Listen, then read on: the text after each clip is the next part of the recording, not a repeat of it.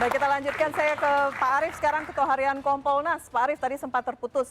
Tadi ada statement dari Mas Isnur. Betulkah memang saat ini sepertinya mengaburkan, yang utama tidak terungkap, tapi kemudian ada aktivis dan pengguna sosmed yang kemudian menjadi target? Baik, terima kasih Mbak Elvira. Terima kasih atas dikasih kesempatan di sini. Pak Isnur yang tadi udah disampaikan, saya kemarin ngawal beliau ke Aceh. Jadi memang begini, kalau boleh dijelaskan bahwa tugas Polri itu, tugas Polri yang harus diawasi oleh Kompolnas, ya, mereka itu diminta atau tidak diminta harus melaksanakan tugas pemelihara keamanan ketertiban, itu harus. Apalagi ada atensi daripada kepala negara, presiden, mensikapi dengan beberapa peristiwa yang kita sama-sama tahu dan kami jujur aja sangat prihatin dengan peristiwa kemarin yang sampai mengakibatkan jumlah korban yang cukup banyak, baik yang tadi disampaikan ada korban yang meninggal maupun yang luka, ya kan? Nah, kemudian dengan adanya tugas tersebut, otomatis semua sumber daya yang dimiliki oleh Polri itu dikerahkan. Tadi ada Mbak Laras yang masalah postingan, ini karena di Polri sendiri itu ada namanya Direktorat Cyber yang memang mereka patroli semua akun-akun medsos, ya, media sosial itu dilaksanakan patroli. Kemudian tadi Mas Isnur mengatakan ada postingan-postingan yang sifatnya mengajak demo, apakah itu dianggap bersalah. Jadi begini, pada masanya ketika diundangkan kebebasan berekspresi, menampilkan pendapat itu diatur dalam Undang-Undang 998, nomor 9 tahun 98, kebebasan berekspresi dan menyampaikan pendapat itu dilindungi oleh negara. Dan pada masanya itu waktu 98 undang-undang itu diundangkan, memang belum ada teknologi yang begitu pesat seperti sekarang ini. Jadi mereka itu yang mau berunjuk rasa, ini adik-adik dari mahasiswa biar bisa mengerti, ya, itu mereka wajib memberitahu kepada Polri, Pak Polisi kami akan berunjuk rasa, sebagai contoh kami akan titik kumpul di Kampung Melayu misalkan. Kami akan bergerak menuju ke Demak 02. Demak 02 itu untuk sebutan dari gedung MPR DPR. Jumlahnya ada 10 kendaraan yang memuat kurang lebih sampai 500 orang. Kemudian tujuannya adalah menyampaikan aspirasi. Aspirasi itu adalah tolong untuk misalkan nih Mbak, untuk biaya sekolah, biaya SPP jangan tinggi-tinggi. Tolong karena mahasiswa itu akan keberatan. Nah tentunya dengan adanya pemberitahuan ini, pihak polisi wajib untuk memberikan pengawalan dan pengamanan sampai ke tempat tujuan dan seterusnya akan mengkomunikasikan kepada perwakilan daripada DPR misalkan. Nah itu dulu Mbak 98 ketika pertama kali undang-undang ini diundangkan. Tetapi sekarang kita lihat masing-masing itu megang gadget, masing-masing punya akun media sosial. Tadi saya sama adik-adik yang di kiri kanan saya sama di belakang, saya udah share saya punya akun medsos, mereka langsung tahu. Nah ajakan itu kan akan menimbulkan dampak yang sangat masif. Mereka akan berbondong-bondong. Kalau ini tidak diatur, memang ajakannya adalah ajakan, ayo kita demo, ayo kita unjuk rasa, bukannya ayo kita merusak gitu ya Mas Isnur ya.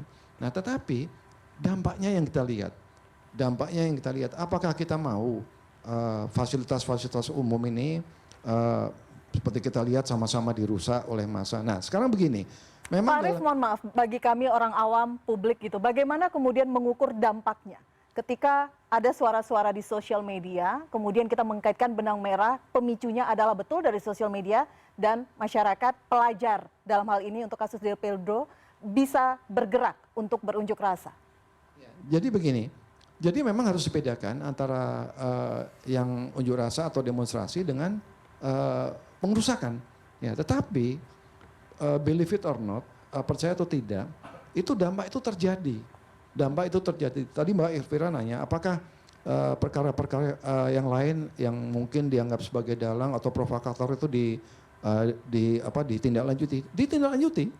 Bahkan tadi kita lihat ada beberapa, tadi kalau Mas Sangaji mengatakan kurang lebih 583 di seluruh Indonesia ada yang ditangkap kan.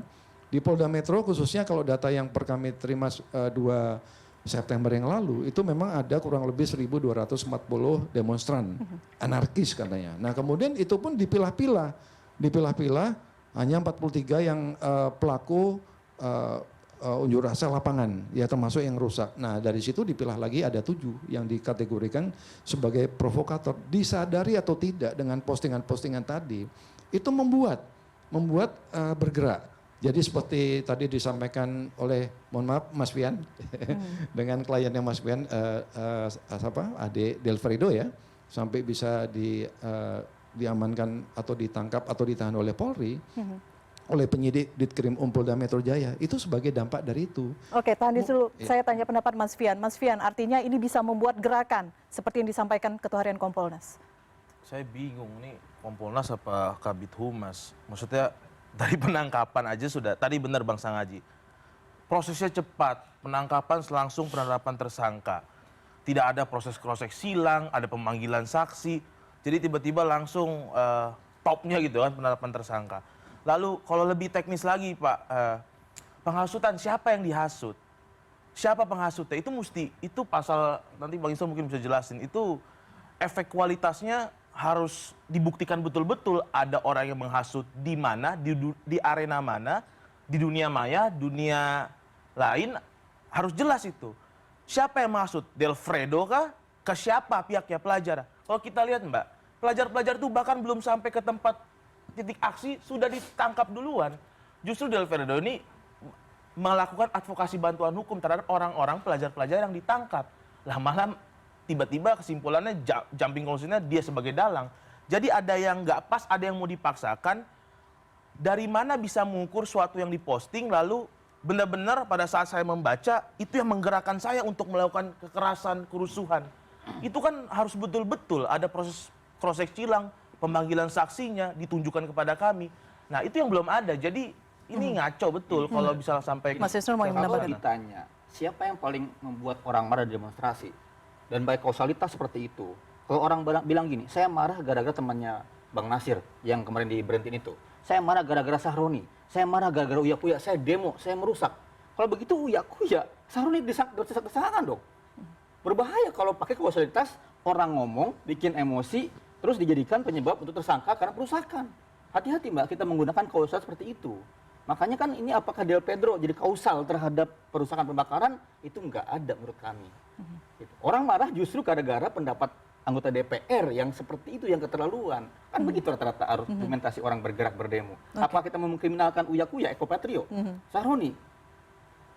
Oke, kan udah disebut temannya Bang Nasir. Bang Nasir komentar dulu Bang Nasir. Iya, begini, dalam pandangan saya memang hukum dan demokrasi itu kan seperti 2 sisi mata uang yang nggak bisa dihilangkan ya, dan juga tidak bisa dinegasikan. Ya, oleh karena itu ini harus dirawat dengan baik. Kebebasan sipil itu salah satu pilar demokrasi. Jadi kebebasan untuk berbicara, mengkritik, dan menyampaikan keresahannya di ruang-ruang publik itu sebenarnya sesuatu yang tidak bisa kemudian dikriminalisasikan, ya, apalagi dipidanakan. Sebagai bahagian dari warga, tentu mereka menginginkan agar pemerintahan ini bisa melindungi mereka, ya kan, memberikan akses ekonomi, pendidikan dan lain sebagainya.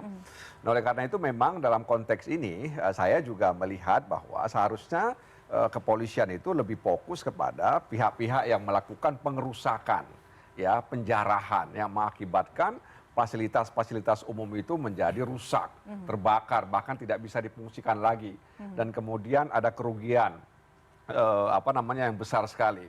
Oleh karena itu memang saya baca di beberapa media, misalnya teman-teman mahasiswa meminta agar kepolisian membentuk satu tim investigasi, katanya begitu, agar mencari siapa sebenarnya dalang provokator yang kemudian menyebabkan ada segerombolan orang yang melakukan tindakan-tindakan anarkis, kan begitu. Termasuk upaya makar, seperti yang disampaikan oleh Presiden. Ya, jadi itu yang harus dikejar sebenarnya. Karena kalau ini tidak dikejar, kita khawatir ketika ada unjuk rasa lagi, mereka bisa menjadi penumpang gelap kembali, kan begitu.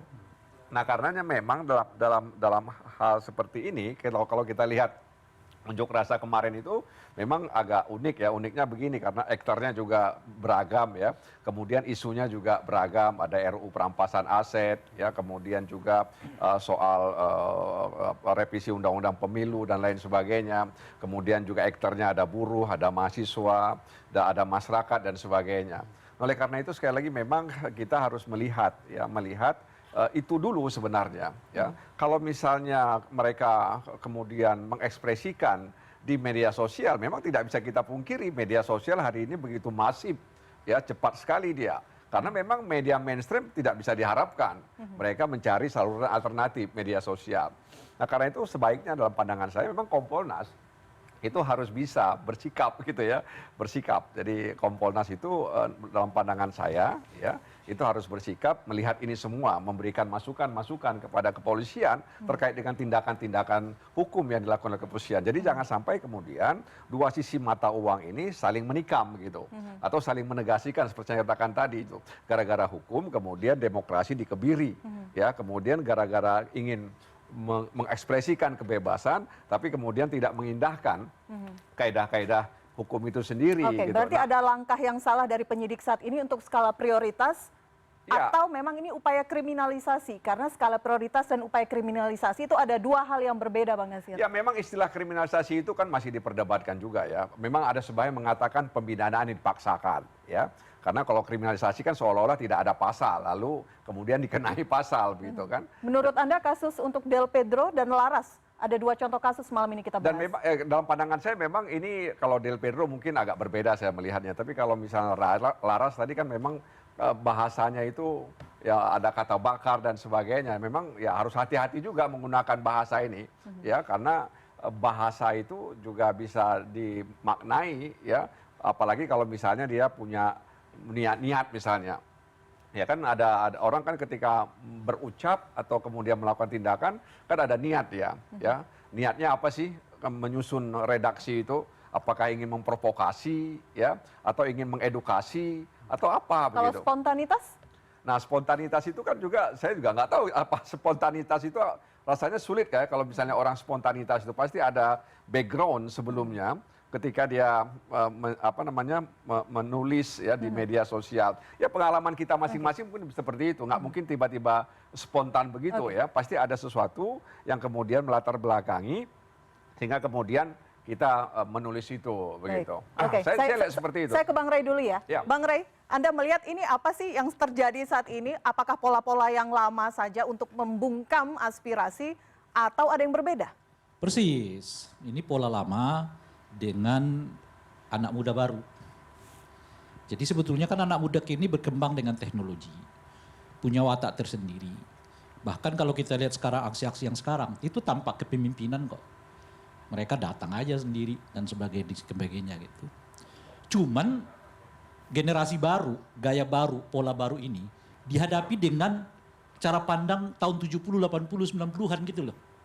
Bahwa di belakang itu ada makar, di belakang itu ada dalang, di belakang itu macam-macam gitu. Jadi nggak klop sebetulnya. Apa yang terjadi? Berulang kisah ini. Karena cara menangani tahun 70-an itu akan dianggap bisa mengurangi tensi dari gerakannya. Kagak tuh. Kan kita lihat tuh sejak tahun berapa tuh. Saya kira 2019 ke sini berapa orang yang sudah ditangkap oleh polisi. Bahkan pakai pasal makar macam-macam. Menurun gak aksinya? Kagak. Yang ada yang makin banyak korban manusia dan kemanusiaan yang gak perlu dihukum ya dihukum jadi-jadinya gitu loh. Nah ini semua terjadi karena kita masih tetap mempertahankan cara pandang yang polisi dan dipimpin oleh polisi dengan cara pandang yang sama pula gitu loh. Makanya kan sebetulnya tuntutan masyarakat tuh udah benar tuh Pak Arief tuh. Ganti Kapolrinya. Cara pandang polisi yang sekarang dengan masyarakat kita ini udah gak klop. Gitu loh. Masyarakat kita butuh polisi yang independen. Butuh polisi yang betul-betul bekerja untuk negara dan bangsa. Bukan bekerja untuk kekuasaan. Kan baru kali ini kita mendengar ada istilah namanya parcok kan. Satu istilah yang merujuk betapa luasnya dugaan keterlibatan aparat kepolisian di dalam hal yang berhubungan dengan politik. Baru kali ini tuh. Jadi masyarakatnya tumbuh, masyarakatnya makin cerdas, masyarakatnya makin punya karakter baru, tapi khususnya Kapolrinya masih gayanya tahun 70-an, 80-an gitu. Ya nggak kelop begini-gini aja kita itu. Coba kita lihat tuh, pidato Pak Presiden tanggal 1 September sehingga saya pasca beliau menjenguk para perwira yang di rumah sakit. Di rumah sakit Polri macam-macam. Kramat Jati. Presiden tuh bicaranya di sini. Apa kata Presiden gitu ya? Kata Presiden itu, saya tidak akan mundur. Dalam konteks apa? Menghadapi para koruptor, menghadapi para mafia, kata beliau. Jadi jelas tuh Presiden berpikir tentang soal bagaimana ya mengejar para koruptor, bagaimana mengejar para mafia. Besoknya yang ditangkapi aktivis ini gitu loh sama polisi. Nggak klop banget. Presidennya berpikir tentang Indonesia 30-40 tahun ke depan, polisinya bertindak tentang masa lalu gitu loh. Makanya tuntutan mahasiswa itu dan publik secara umum, bukan mahasiswa, ganti Kapolrinya.